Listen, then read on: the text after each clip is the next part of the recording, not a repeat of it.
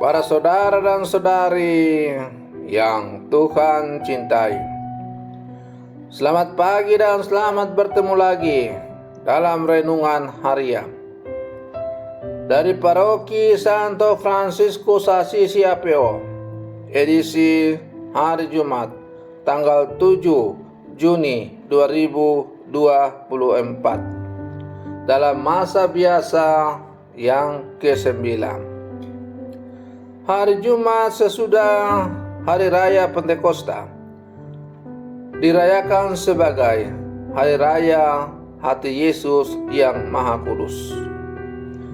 Maka hari ini Gereja Semesta merayakan Hari Raya Hati Yesus yang Maha Kudus.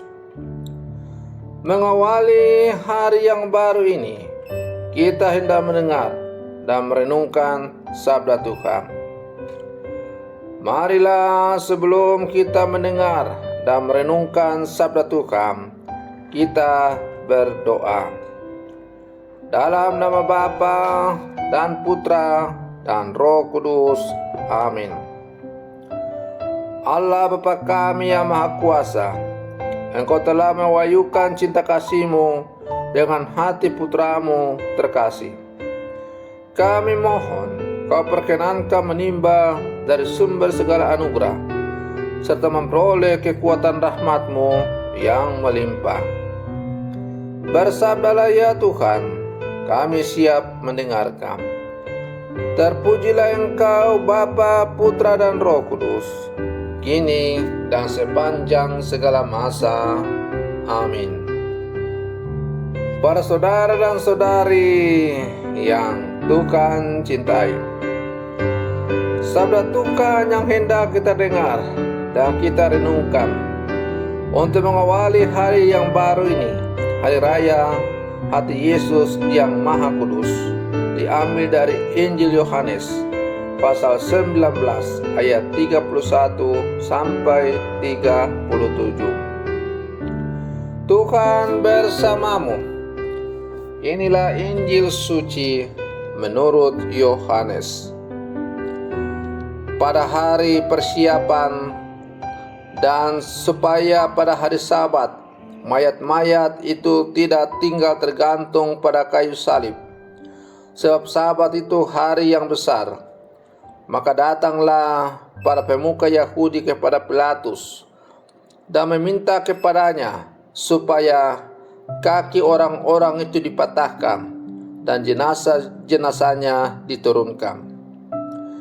Lalu datanglah prajurit-prajurit dan mematahkan kaki orang yang pertama dan kaki orang yang lain yang disalibkan bersama-sama dengan Yesus. Tetapi ketika mereka sampai kepada Yesus dan melihat bahwa ia telah mati, mereka tidak mematahkan kakinya, tetapi seorang dari antara prajurit itu menikam lambung Yesus dengan tombak, dan segera mengalir keluar darah dan air. Orang yang melihat sendiri hal itu bersaksi, dan benarlah kesaksiannya. Ia pun tahu bahwa ia mengatakan kebenaran, supaya kamu juga percaya. Sebab hal itu terjadi supaya digenapi yang ada tertulis dalam kitab suci. Tidak ada tulangnya yang akan dipatahkan. Ada pula nasla yang mengatakan, memang mereka akan memandang dia yang telah mereka tikam. Demikianlah sabda Tuhan. Para saudara dan saudari yang Tuhan cintai, pengorbanan terbesar seseorang adalah mengorbankan hidup bagi orang lain sampai titik darah penghabisan. Dengan sengsara dan wafat Yesus, Allah membuktikan kasih-Nya kepada kita. Tikaman tombak pada hati putranya adalah gambaran kejahatan manusia kepada Dia. Namun lihat dan sadarlah bahwa kejahatan yang kita lakukan tetap dibalas oleh Bapa dengan kasih melalui sengsara dan wafatnya di kayu salib. Air dan darah yang mengalir dari lambungnya akan melahirkan sakramen-sakramen dalam hidup kita sebagai orang percaya.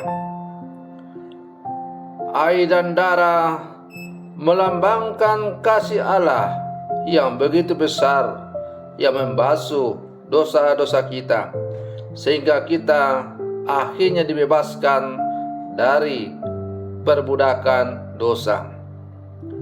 Para saudara dan saudari yang Tuhan cintai, maka kalau pada hari ini gereja merayakan Hari Raya Pentakosta,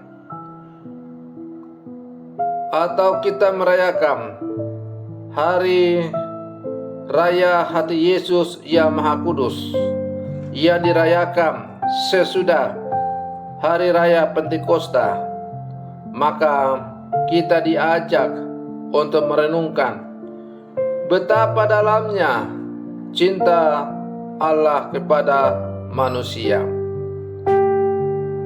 Dalam hidup kita sehari-hari, tikaman tombak kejahatan kita itu jangan-jangan terus kita lakukan melalui kata-kata kasar yang melukai anggota keluarga kita. Kita juga sudah melukai hati Tuhan pada saat kita tidak jujur dengan melegalkan dan melanggengkan korupsi di tempat kita bekerja. Kita juga sudah melukai hati Tuhan ketika kita merendahkan orang lain karena kedudukan, status, atau tampilan dari luar yang tampak berbeda dengan kita. Kita juga sudah melukai hati Tuhan ketika kita menghalalkan segala macam cara untuk meraih prestasi, kedudukan dalam kehidupan kita, maka kita sudah melukai hati Tuhan. Para saudara dan saudari yang Tuhan cintai, merayakan Hari Raya Hati Yesus yang Maha Kudus berarti kita diajak untuk merasakan cinta Tuhan yang begitu mendalam kepada manusia. Dan karena begitu mendalamnya cinta Tuhan kepada manusia, maka baiklah kita juga membalas cinta Tuhan itu dengan menghidupi segala sesuatu yang Ia ajarkan kepada kita.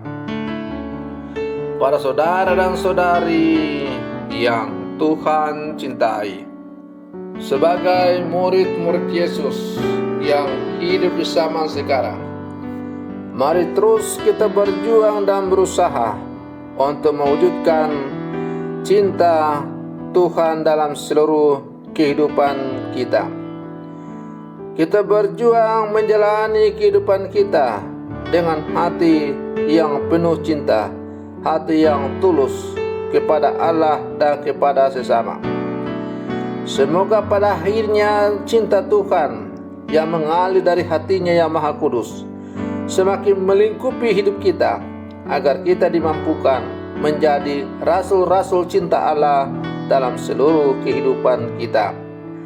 Selamat pagi, Tuhan Yesus memberkati.